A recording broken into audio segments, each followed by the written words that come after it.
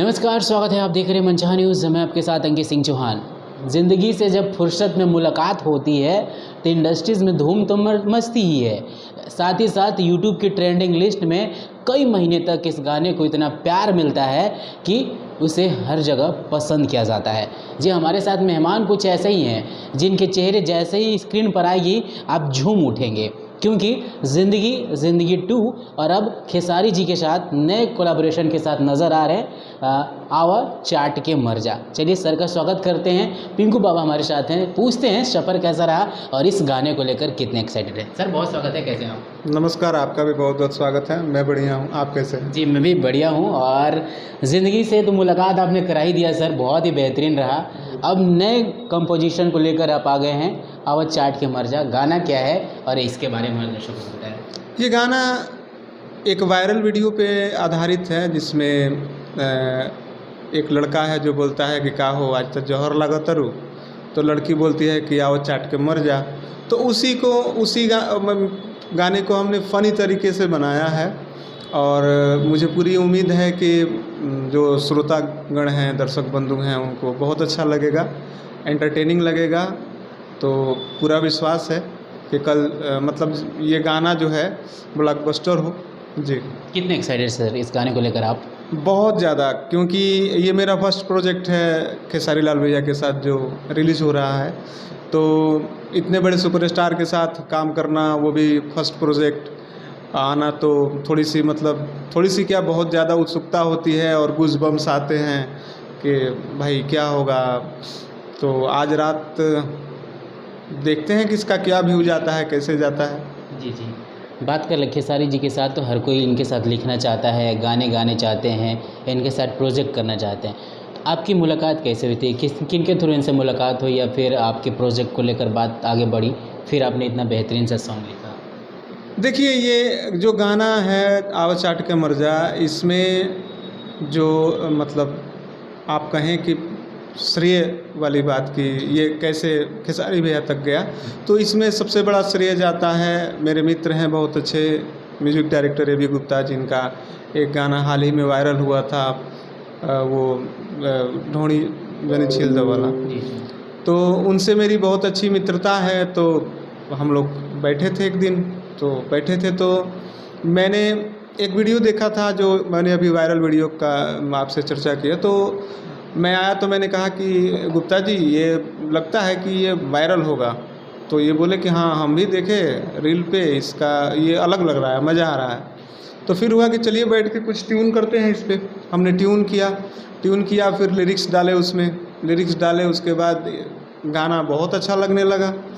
तो फिर इन्होंने कहा कि इसको खेसारी भैया को भेजते हैं। फिर गाना उनके पास गया तो आप यकीन नहीं करेंगे, उनको इतना अच्छा लगा कि वो उधर से कॉल बैक किए और बोले कि इसका जो फाइनल म्यूजिक स्क्रैच है वो तुरंत हमें भेजो, आज ही रिकॉर्ड करेंगे। तो बहुत एक्साइटमेंट हुआ, क्योंकि इतने बड़े सुपरस्टार जब आपके काम को सराहते हैं और वो भी एक बार सुनने के बाद बोलते हैं कि ओके है और इसको अभी करेंगे, तो मैं भी एक्साइटमेंट में आ गया। और उसके बाद रात में जाग के हमने लगभग 11 बजे के आसपास मैंने इनको लिरिक्स भेजा, इन्होंने भी 11 साढ़े 11 में म्यूजिक का स्क्रैच बना के भेजा। और ये भी बहुत मेहनती हैं। इनकी सबसे अच्छी खासियत यही है कि ये जब से आए हैं इंडस्ट्री में, तब से इनका एनर्जी लेवल काफ़ी हाई है। और उसका जब भी आप लोग मिलें इनसे, अगर कोई इंटरव्यू लें, तो आप इनसे पूछिएगा कि आपके एनर्जी का राज क्या है। क्योंकि बहुत सारे लोग आए, उन्होंने मेहनत किया, थक गए, लेकिन इनका जो एनर्जी लेवल मैंने 2008 में 9 में देखा था, आज 2022 में 14-15 सालों बाद भी सेम वही एनर्जी लेवल इनका बना हुआ है। काम करने की भूख वही है। और किसी भी कलाकार के साथ काम करना जो कि भूखा हो, उसके साथ काम करना बहुत अच्छा लगता है हमको। हम जिनके साथ भी काम करते हैं, कोई कलाकार आप बोलता है कि बाबा गाना लिख दीजिए, तो फिर उसका हम बैकग्राउंड चेक करते हैं कि ये भूखा है कि नहीं। अगर उसमें भूख नहीं है तो वो खुद का भी सत्यानाश करेगा, आपके गाने का भी सत्यानाश करेगा। लेकिन जो भूखा है, जिसकी भूख कम नहीं है, उसी को खाना चाहिए। और वो उस खाने को सही से पचाएगा भी।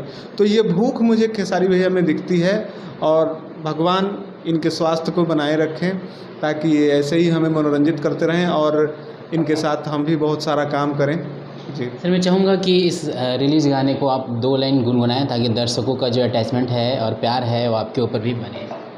जी, इसके एग्जैक्ट लाइंस तो मैं नहीं बता सकता, लेकिन जो हुक लाइन है वो मैं बता देता हूँ।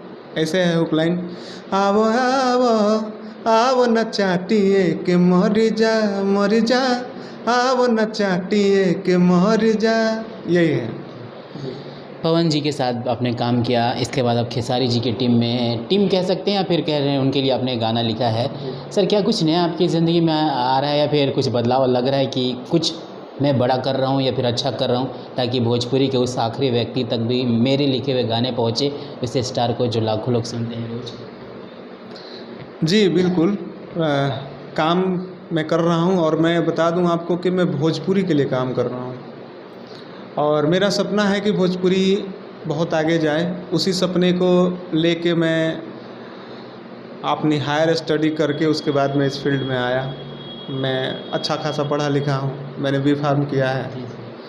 तो मेरा सपना था कि मैं भोजपुरी इंडस्ट्री को पंजाबी बॉलीवुड के लेवल तक लेके जाऊँ, और उस कड़ी में मैं मेहनत कर रहा हूँ, एक से बढ़ के एक गाने। क्योंकि अब दर्शकों का डिमांड होता है, मूड होता है, तो आओ चाट के मर जा भी आपको आगे भी सुनने को ऐसे गाने मिलेंगे, और ज़िंदगी 2 टाइप के गाने भी मिलेंगे, और ऐसे गाने भी मिलेंगे जो हमारे समाज के लिए बहुत ज़रूरी हैं। और मैं कुछ विशेष शुरू करूंगा, और इन्हीं लोगों के साथ शुरू करूंगा। हो सकता है खेसारी लाल भैया के साथ हो या पवन भैया के साथ हो। समाज की जो समस्याएँ हैं, रियल में जो समस्याएँ हैं, जो भिखारी ठाकुर जी करते थे अपने समय पे, तो अब की मैं मानता हूँ कि भिखारी ठाकुर आज के ज़माने के होते तो कैसे होते। क्योंकि अब किसी के पिया परदेश जाते हैं तो उसको टेंशन नहीं होती कि किस हाल में होंगे, या फिर वो पूर्वी बनिजिया गए हैं तो लौट के आएंगे कि नहीं आएंगे, मड़ई चूरा है। अब वो लोगों की समस्याएं नहीं हैं, अब हमारी समस्याएं बदल गई हैं, और आज का जो भिखारी ठाकुर है वो अलग होगा। तो वो कुछ प्रोजेक्ट्स हैं जो इत्मीनान से, जब भी ये लोग, इन लोगों से मैं मिलूंगा जब इत्मीनान से, वैसे तो हम लोग जब मिलते हैं तो काफ़ी भीड़ भाड़ होती है, लेकिन जब इत्मीनान से मिलूंगा तो मैं इनसे सुनाऊंगा कि ये चीज़ें जो हैं वो की जा सकती हैं समाज के लिए। और मुझे पूरी उम्मीद है कि जब वो चीज़ें आएंगी तो लोग बाग हमें भी याद रखेंगे, इनको भी याद रखेंगे, और हमारी जो इंडस्ट्री है वो मेन स्ट्रीम से जो कटी हुई है। ये देखिए, हमारा दुर्भाग्य है कि 35 करोड़ लोग बोलते हैं भोजपुरी को, ठीक है, सुनते हैं, बोलते हैं या समझते हैं, और 35 करोड़ लोग जिस इंडस्ट्री में हैं, मतलब श्रोता हैं, दर्शक हैं, उसमें से लगभग 50% जो श्रोता हैं, ऑडियंस है, वो माइग्रेटेड हैं भोजपुरी को छोड़ के हिंदी की तरफ, पंजाबी की तरफ। तो मुझे बहुत दुख होता है कि यहाँ आपके पटना में या बनारस में, गोरखपुर में, छपरा में जब हिंदी गाने बजते हैं या पंजाबी गाने बजते हैं तो मैं सोचता हूँ कि काश हम लोग कुछ ऐसा कर पाते कि इस कम्युनिटी में केवल हम ही बजते, जैसा बंगाल में होता है, पंजाब में होता है। वहाँ दूसरे गानों की, दूसरे भाषाओं के गानों की एंट्री नहीं है।